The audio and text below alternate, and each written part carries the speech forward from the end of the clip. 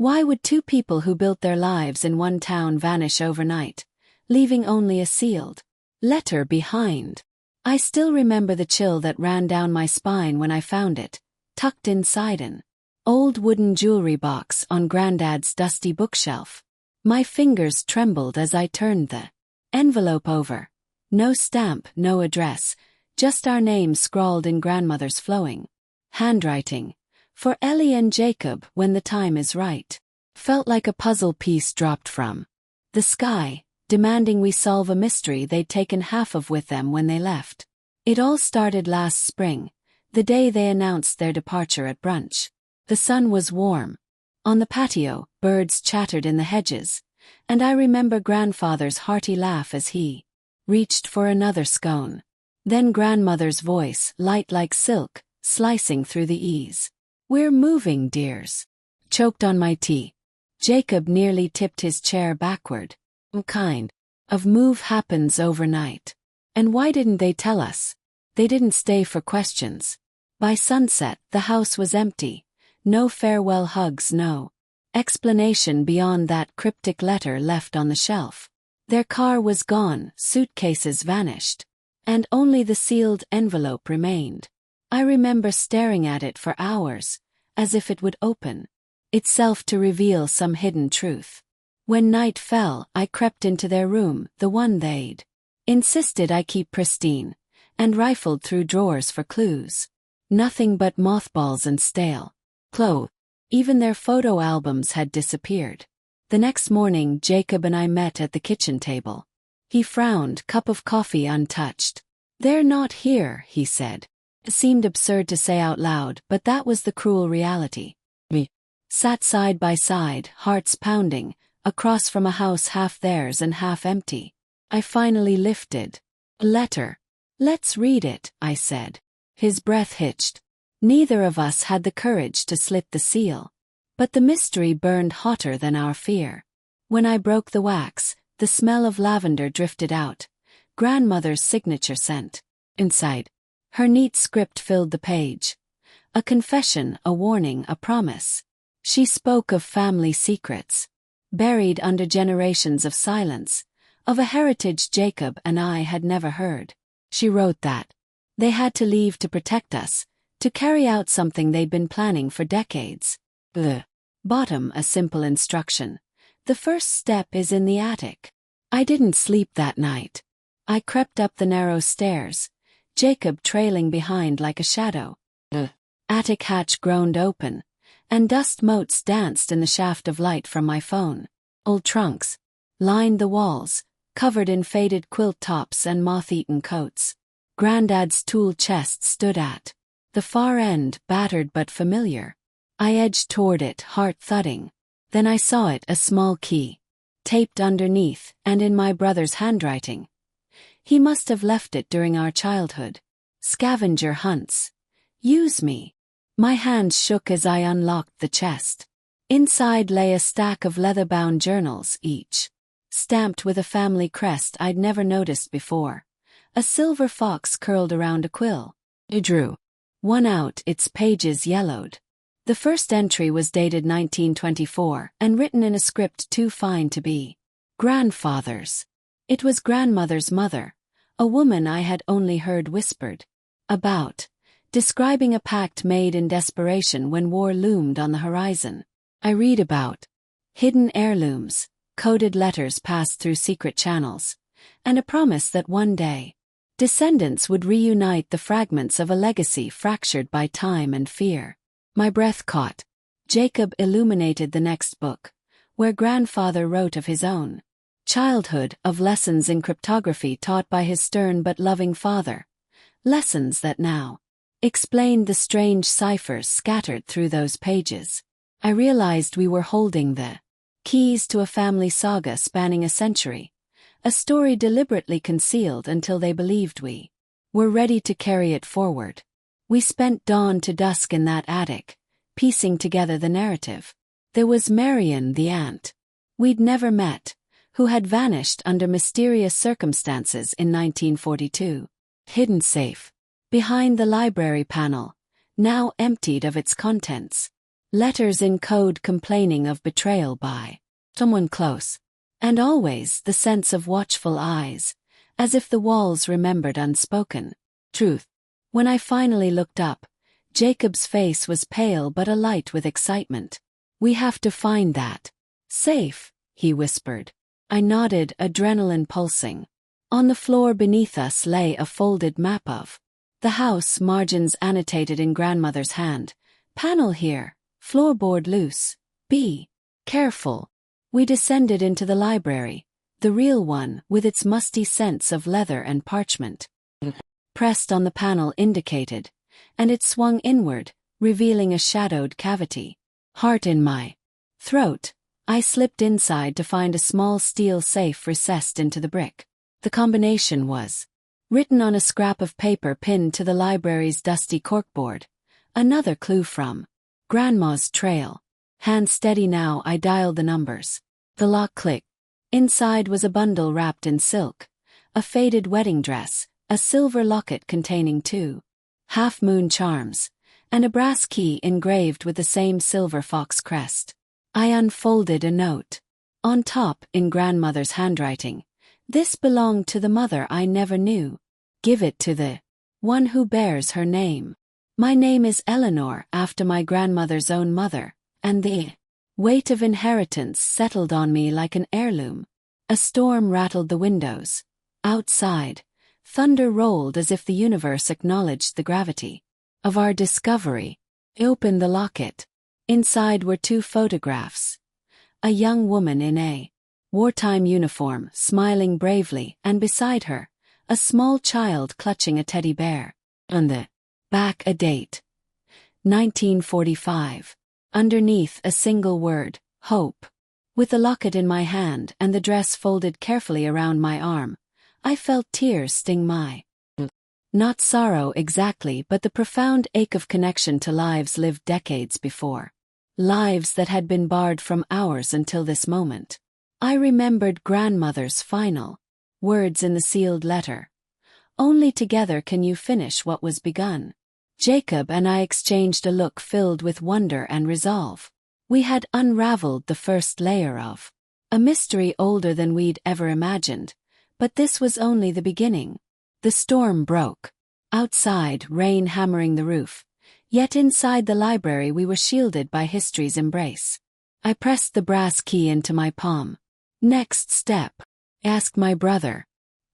He held up one of the journals, his father's memoirs, where an entry from 1983 mentioned a hidden compartment beneath the old family piano. Our journey had just moved downstairs, toward another secret, waiting beneath gleaming ebony keys. As we made our way through the house, the air thick with anticipation, I pressed the locket against my heart.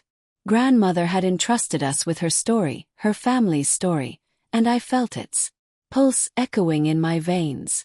Whatever lay ahead, cryptic clues, dusty relics, perhaps danger, I knew we would face it together. Because when the people we love leave us a sealed letter and a trail of riddles, we owe it to them to follow every twist and turn. And as the rain pattered against the windows, I understood that our grandparents' sudden departure wasn't an ending, but an invitation to piece together a heritage lost, to forge our own chapter in a saga that began long before us. With Jacob by my side and the sound of thunder fading, I lifted the piano lid, fingers trembling, over the keys. The next note awaited us, a melody of secrets waiting to be played. I lifted my fingers from the piano keys, the echo of the low A lingering like a question, unanswered. Jacob knelt on the hardwood floor, flashlight dancing over the bass of the instrument. He pressed his palm against a seam beneath the pedals, and I watched as a hidden latch clicked. The piano shifted forward on its ancient casters, revealing a narrow cavity beneath. He nudged aside a loose floorboard, exposing a slim drawer built into the subfloor. My heart hammered as he pried it open. Inside lay 3 folded documents tied with ribbon. A faded birth certificate for someone named Ilara Fox, dated 1945. A typed letter on heavy stationery bearing the crest of a London law firm, and a small, leather-bound book stamped Property Records, 1920 to 1970. I glanced at Jacob's face, illuminated by the dull glow of the flashlight. His eyes were alight with awe, his jaw tense. "This is it," I whispered. "The next clue." He handed me the birth certificate. The name was unfamiliar until I remembered grandmother's closing words in her letter. "Give it to the one who bears her name. My middle name is Ilara, after the grandmother I never met." I smoothed the creases, tracing the raised seal. Felt as though I was holding my own birth all over again, but in someone else's hand. I slid the documents into my backpack and stood. "We need to decipher that law firm letter." Pointed to the embossed emblem. "Blythe and Whitcomb, London." Jacob shone his light across. Type page. It began formally, "Dear Ms. Fox," then went on to describe property holdings in this very town, cottages, farmland, a manor house, and a request that the rightful heir visit their offices to confirm inheritance.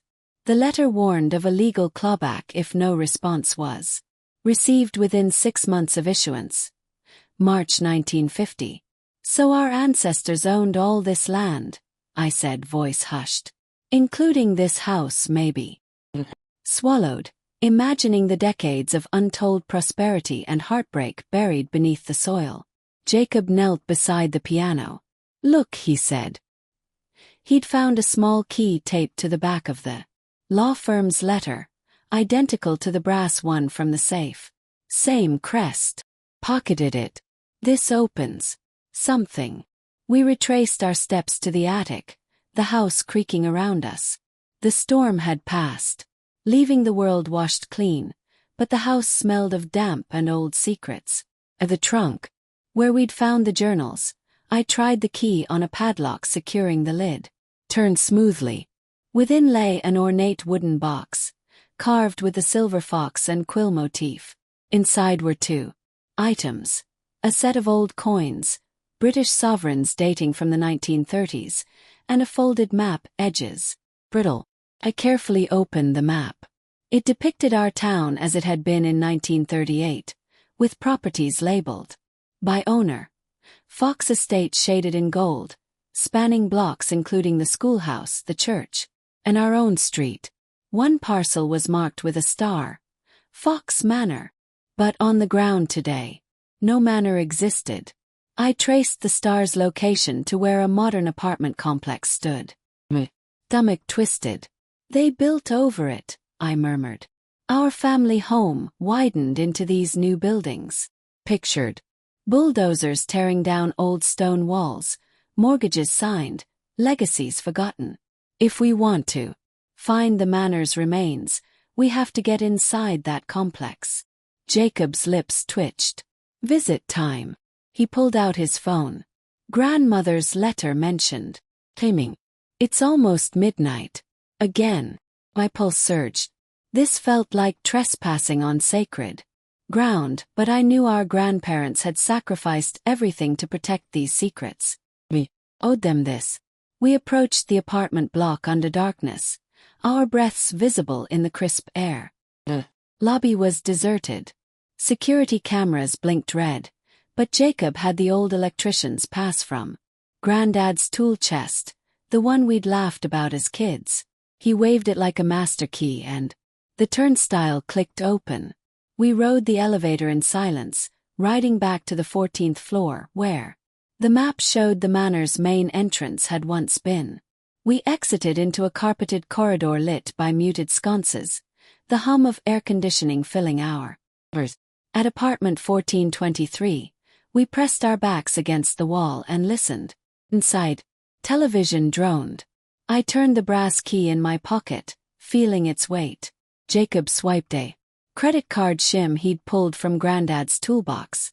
The lock yielded with a soft snap. The door swung inward. "Shoo," I breathed. The living room was a modern loft, floor-to-ceiling windows overlooking our childhood street. But beneath the coffee table, nearly hidden by a faux fur rug, was a trapdoor. The latch was old steel, untouched by this apartment's minimalist decor. Jacob knelt and flipped it open. A steep staircase descended into pitch darkness, smelling of damp earth and stone. I flicked on my phone's light, revealing walls of rough-hewn brick. The staircase ended at a heavy iron door, sealed with rusted bolts. This must have been the manor's servant entrance, I realized. Holding my breath, I inserted the key into the lock. The mechanism groaned, then turned. The door swung inward, and I felt the air shift, as if stepping between worlds. Inside lay a vast, vaulted chamber. Stone columns bore weight from unseen depths, and alcoves lined the walls, once for statues or furnishings, now empty. The floor sloped into a shallow pit filled with rubble. At the far end, a carved relief of a silver fox and quill glowed faintly. Where my flashlight caught it, I stepped forward, Jacob close behind. Above the relief, etched into the stone, were words in Latin: veritatem quaerite. Seek the truth. My skin prickled. This was the heart of the estate. The place where deals were struck, secrets kept, and legacies sealed. I traced the inscription with my fingertip. Suddenly a click echoed. The relief shifted like a door, revealing a recessed niche. Inside lay single object on a pedestal, a glass vial resting on a velvet pillow. The liquid within was dark amber, suspended in a tiny swirl. Next to it was a folded document sealed with red wax. I picked up the document. It was grandfather's handwriting. For my grandchildren when they are ready. I broke the wax and unfolded it. He wrote of his regret at signing away the Fox estate. Under duress, debts incurred by war, the loss of his twin sister Ilara, whose name I carried, and a promise to preserve the family's true fortune, a knowledge so powerful it had to be hidden, until trust could be proven. The vial contained an elixir derived from a rare herb he cultivated, a tonic said to unlock latent memory, a means to access ancestral wisdom. My breath caught. Jacob stared at me. Ancestral memory, he whispered. Our heritage. Literally in our veins. I held the vial reverently. The amber gleamed as if alive. We're the ones they trusted, I said. Voice thick. We're ready. Thunder rumbled far above, as though nature itself acknowledged our discovery. Pressed the elixir to my lips and tipped a few drops onto my tongue. It was warm, honeyed with a bitter undercurrent that lingered like a promise. My mind fluttered. Visions of generations of Fox. Women and men, their triumphs and wounds, all converging into one tapestry of memory. Staggered, caught by Jacob's arm. Ellie? He asked, concern evident. I shook my head, blinking. The room righted itself. I looked at him, eyes shining with something beyond tears. I saw her, I whispered. My grandmother Ilara teaching me. He knelt before the pedestal and read the final lines of grandfather's note. Use this gift wisely. And remember the vow. Protect our story, share our truth, and carry the light of the Fox legacy forward. I tucked the vial back into my bag, alongside the birth certificate and journals. We turned to leave, hearts pounding, the glow of the relief dimming behind us. As we climbed the stairs, the trapdoor closed softly, sealing the sanctuary once more. Back in the loft, dawn was breaking. The first rays of sun filtered through the windows, painting the modern furniture gold. Outside, the world carried on, residents unaware of the hidden chamber beneath their feet. Jacob and I stood in that silent apartment, the weight of history on our shoulders and the promise of the future in our hands. He looked at me. What now? I held up the document and the vial. Now we decide how to use this knowledge.